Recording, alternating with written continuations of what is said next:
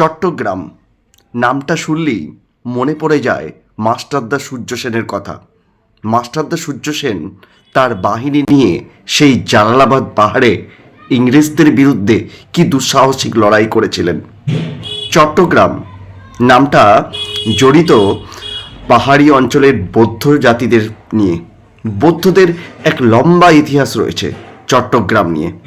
চট্টগ্রাম বর্তমানে বাংলাদেশের অংশ এবং এই চট্টগ্রাম বন্দরটি কর্ণফুলী নদীর তীরে অবস্থিত।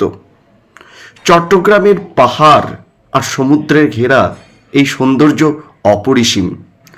বাংলাদেশের জিডিপির একটা বড় অংশ আসে এই চট্টগ্রাম থেকে। বর্তমানে চট্টগ্রাম কিন্তু ভালো নেই। আমেরিকার প্রভাবে বাংলাদেশে জোরপূর্বক সরকার পরিবর্তন হবার পর বাংলাদেশের চট্টগ্রামে সংখ্যালঘু হিন্দুদের উপর চলছে বর্বরোচিত আক্রমণ। শুধু সংখ্যালঘু হিন্দু নয়, সেই আক্রমণ থেকে রক্ষা পাচ্ছে না বৌদ্ধরাও, পাহাড়ি মানুষেরাও। তাই কোথায় কোথায় পাহাড়ি মানুষদের মধ্যে একটা নতুন রাষ্ট্র গড়ার দাবি উঠছে। তবে বর্তমানে সোশ্যাল মিডিয়াতে যেটা ভাইরাল উঠছে সেটা নাকি ভারত নাকি চট্টগ্রাম দখল করে নিতে চলেছে। কথাটা কি সত্যি? এর একটা নিরপেক্ষ ব্যাখ্যা করা যাক।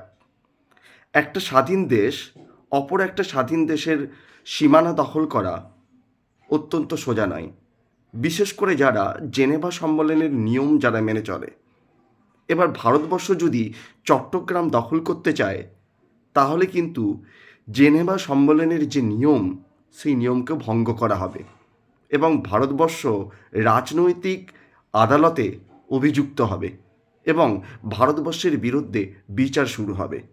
যেটা ভারতবর্ষের মতো একটা দেশ যারা সবসময় অহিংসায় বিশ্বাসী এবং জোরপূর্বক কাদেরও দেশ জায়গা দখলের বিশ্বাসী নয়, সেই দেশের পক্ষে চট্টগ্রামের মতো বন্দর দখল করা বা চট্টগ্রামের মতো জায়গা দখল করা এমনটা রটানো একটা হাস্যকর পরিস্থিতি ছাড়া আর কিছুই নয়। আপনারা দেখেছিলেন কিছুদিন আগে বাংলাদেশের আইটি সেলের মূর্খ লোকেরা তারা রটিয়ে বেড়াচ্ছিল তারা নাকি ভারতবর্ষের 7 সিস্টারের দখল নেবে। কাদের সাহায্যে?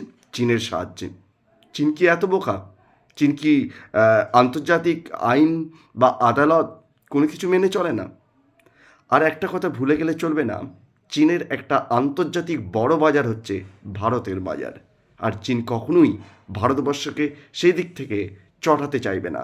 কাজেই সোশ্যাল মিডিয়ায় এই ধরনের যারা এক ধরনের গুজব রটিয়ে বেড়াচ্ছেন তারা এইসব বন্ধ করুন আর নিজেকে মূর্খ বলে পরিচয় দেওয়া থেকে দূরে থাকুন। আশা করি আপনাদের এই শর্ট ভিডিওটা ভালো লেগেছে। ভালো থাকুন, সুস্থ থাকুন।